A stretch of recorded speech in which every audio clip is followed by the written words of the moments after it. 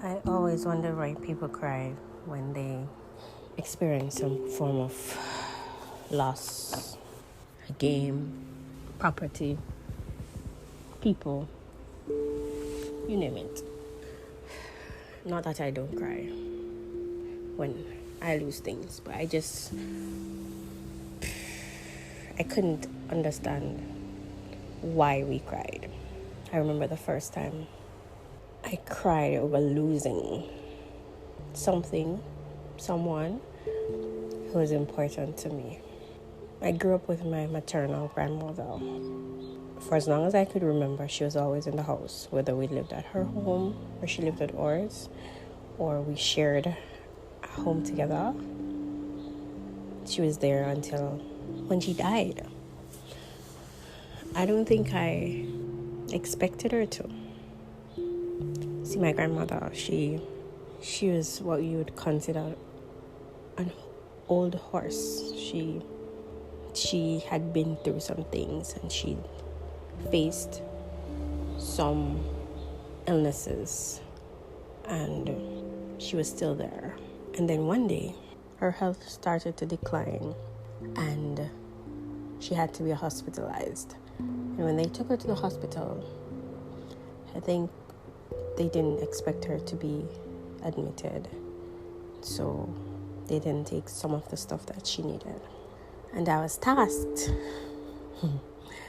with taking them afterwards.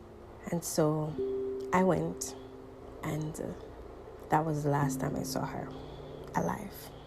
And I don't know, I think that at that age, having never lost someone before, I had no grip on the reality of things. And so I didn't cry. I didn't cry when everybody else was crying. And then one evening or one day, I was so overwhelmed by all this bottled up amalgamation of emotions, and it just came out in full-fledged wailing. And there are a few things mixed up in that. There was the loss of that connection, and there was the reality that she was not going to be around anymore, and there was this void that was just left like a crack in the middle of my world, because my grandmother was the most serious person I knew. She was a drama queen on a different level. There was no other way to explain her. The way she approached life, the choices she made, her expressions, they were by far unparalleled. And so basically a lifetime afterwards, there are days when I experience stuff and I just cry because I wish she was here. And I don't think anyone has the memories of my grandmother that I have of her. I wasn't the only one who grew up in the household with her. I was basically born in my grandmother's house. And there are just experiences that I have or I had with my grandmother that my other siblings and cousins just never had. And some days it just feels like a new level of heartbreak to remember her. And I do know that she has had great influence on my life. But I'm happy, truly grateful to have had my grandmother in my life when I was a child. And I know people have faced loss, and truth be told, I've had some loss that made losing my grandmother seem like nothing. But I believe loss that comes without closure is the worst kind. You lose people. Some of them, you know they're going. You don't know when, you don't know how, but you know they're going. Then you have those who, they may be battling something for years or for a long enough time. You get enough warning, so you're prepared for it. And honestly, even when you're quote unquote prepared for it, loss still affects you, it still hurts. Then there are those losses that come without warning, and there are those losses that you didn't get to say hello, much as goodbye, in the cases of like miscarriages and so forth.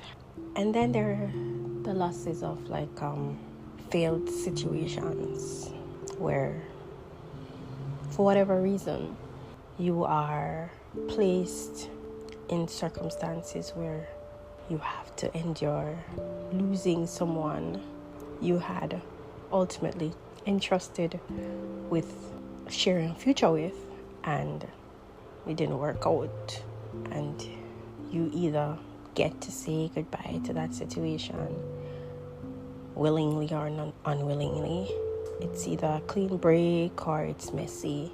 It's either long and drawn out or it's short and to the point.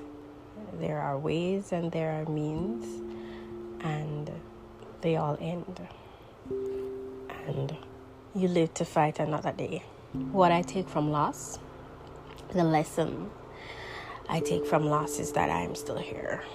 Every time I cry over any form of loss, I am reminded that I am still here. I'm reminded that regardless of the kind of loss, the fact that my lungs still contract and expand, my heart still beats, my brain still functions as it should, are signs that God is not done with me yet. Those are signs that I should choose joy over remorse, over depression, or whatever woefulness I find myself undergoing. Because where there's life, there's everything. Life is the sign and signal that God uses to remind us that He is still working on us, in us, through us, with us. Sunshine, rain, day or night, it doesn't matter. The fact that I'm alive means that I still have a purpose left unfulfilled that I should be zoning into. We all lose things. We all have lost people. We've lost homes and possessions and jobs and friendships. I hate goodbyes. And I know when I think I have this internal sense of when a goodbye is permanent or when it's temporary. And these days I tend to hold on to the things that are here and now, and not dwell on those that have gone with the wind. Because life is fleeting. This walk that we have, this journey that we're making around the sun, it's not permanent.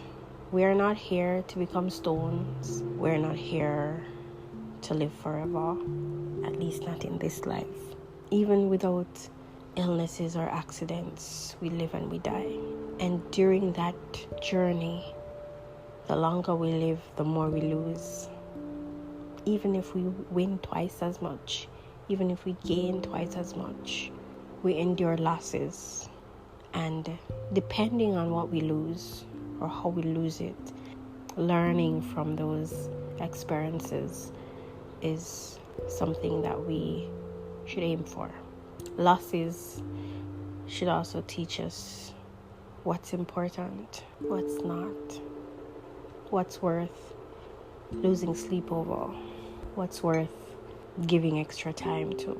We're here today and we're not here tomorrow. And I've had a lot of friends who have come and gone, both in the sense of we're no longer friends, or in the sense of they're no longer in this life. And if the relationship was one of importance to me, I still remember them and the great times.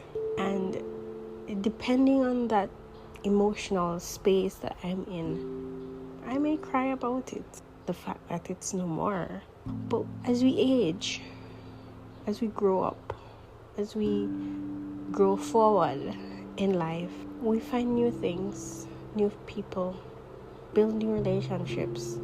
It doesn't replace what we had before, but it shows us our capacity is greater than the past. And so I leave you with words from Pink's song, Who Knew? When someone said, count your blessings now, for they're long gone, I guess I just didn't know how. I was all wrong. But they knew better. Still you said forever and ever. Who knew? And until next time, take care.